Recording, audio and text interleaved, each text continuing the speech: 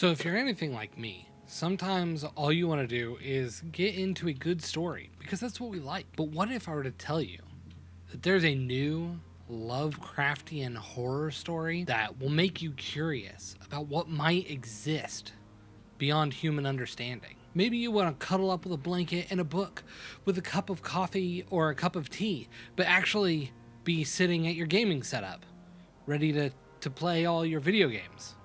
Well, boy oh boy, do I have the game for you. It's called Innsmouth 22. It is created by the developers at Raven Novels. This game blends Lovecraftian narrative with some AI art, and the ambiance is provided by Gwen Wilson of Lovecraftian ambient horror. So let's dig into this story. You play as Lorenzo Righi, an Italian professor who's been invited to attend a conference in Boston. As a part of the trip, Righi is set to journey to the fictional town of Innsmouth, Massachusetts. In Innsmouth, several weird things happen, including getting woken up in the middle of the night, some odd experiences while he's diving, characters behaving rather oddly, and even possibly stumbling on a cult ritual. Diving one day leads Righi to discover an ancient carved wall and a lost relic, and the realization that something strange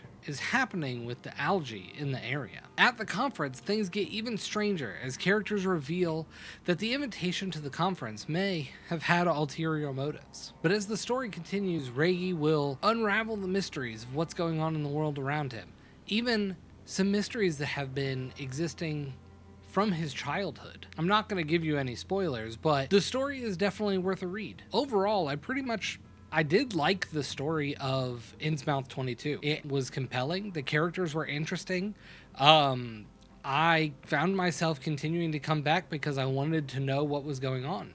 All in all, I spent about 7 hours playing this game. The writing was done pretty well. Unfortunately, one of the things that really kind of caused me issues with the game is the gameplay is a lot like reading a book. There's not really much gameplay. You're basically just sitting there reading text on a screen while looking at artwork.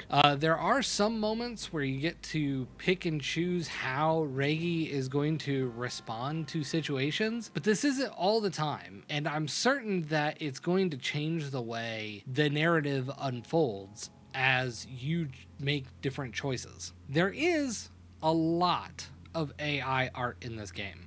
I'm not really a huge fan of it.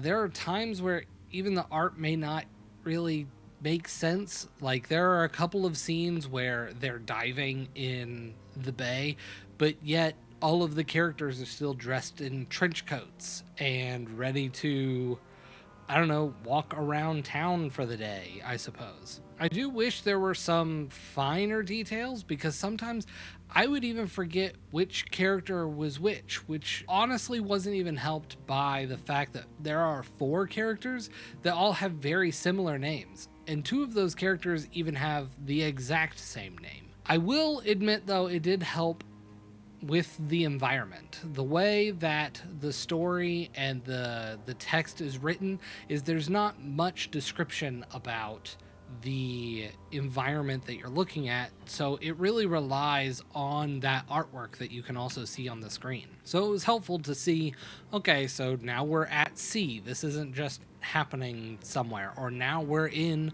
the middle of Boston where we're having the conference. Like, you could really tell where you were supposed to be, and this was helped by the ambiance and the soundscapes that the developers put together. If you're really into visual novels and horror, this game might just be right up your alley. It offers an interesting Lovecraftian story set in the universe of HP Lovecraft.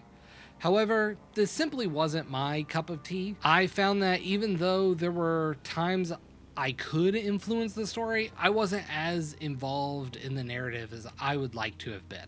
Unfortunately, the AI art didn't really help there either. While I was able to have a nice reference for the environment, the writing definitely relied too much, I felt, on having that artistic representation on screen for you to see, which I suppose is the whole point of visual novels. But despite the confusion that the artwork would give, it did did help to kind of place you and understand what was happening within the story. Innsmouth 22 is available now on both Steam and the Epic Game Store for about $10.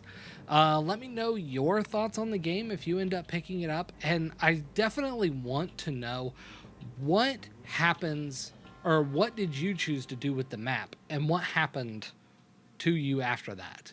I picked one point, but I didn't feel like going back through the story again to try to make one of the other choices, so let me know what you had happen to you. If you want to see some other game reviews, I've got a playlist pinged up here that you can go check out. Let me know what other sort of games that you might want me to take a look at. I'm free and open to pretty much any sort of game. I'll check it out. And with that, friends, that's all I really have for this video, and I will catch you in the next one.